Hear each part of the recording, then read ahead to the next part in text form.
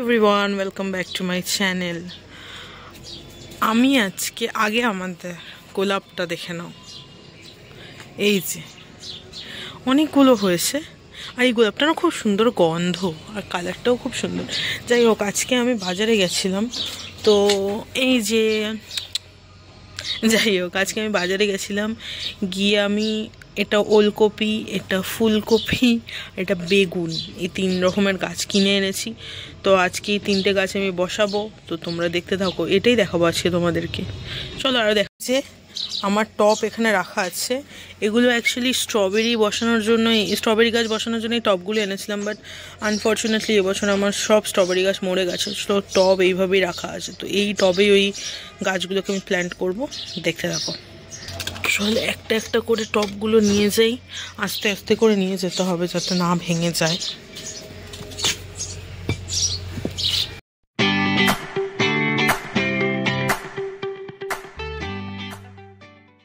এখানে মাটি আছে, এইটা পরিষ্কার করতে আমার একটু টাইম লাগবে। এগুলো পরিষ্কার করে এখানে মাটির বস্তা রাখা আছে, তো এই মাটিগুলোকে নিতে হবে। চলো এই মাটিগুলোকে দেখো, ঠিক এইভাবে যেভাবে মাটিটা ভরেছি এখানে, সেরকমভাবে এই সব কটাতে মাটিটা কমপ্লিট করি, তারপরে আসছি, দেখতে থাকো। তো এই যে এইভাবে 4টে পট আমি ভর্তি করে নিয়েছি, এবারে আমি গাছগুলো লাগাবো এখানে। চলো, যে ফুলকপি গাছ লাগানো আমার ডান। এইটা একটা ফুলকপির মাঝখানে, এটা একটা আমি ওলকপি গাছ দিয়েছি, এইটা। আর এই যে ফুলকপি গাছ লাগানো ডান, এবারে ওলকপি গাছগুলো লাগাবো। আমার সব গাছ লাগানো কমপ্লিট।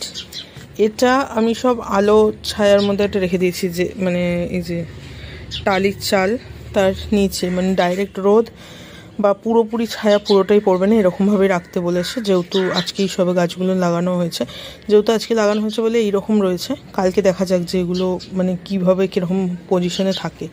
আর এইটা হচ্ছে আমার একটা ছোট্ট স্ট্রবেরি গাছ যেটা ছিল, এটাকে আমি আবার রিপোর্ট করেছি ভালো করে, সুন্দর করে মাটি ভালো করে দিয়ে। আর এটা আমার একটা লিলি গাছ, তো যেটা এরকম ছিল সেরকম। এছাড়া বাদবাকি এই যে এখান থেকে নিয়ে শুরু করে এইগুলো আমার গাছ লাগানো কমপ্লিট।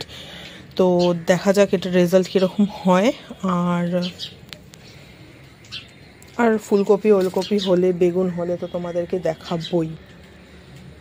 তো দেখে বলো যে কেমন লাগলো ভিডিওটা, আর ভালো লাগলে লাইক, কমেন্ট অ্যান্ড সাবস্ক্রাইব করতে ভুলো না আমার চ্যানেল বি পজিটিভ উইথ বনি।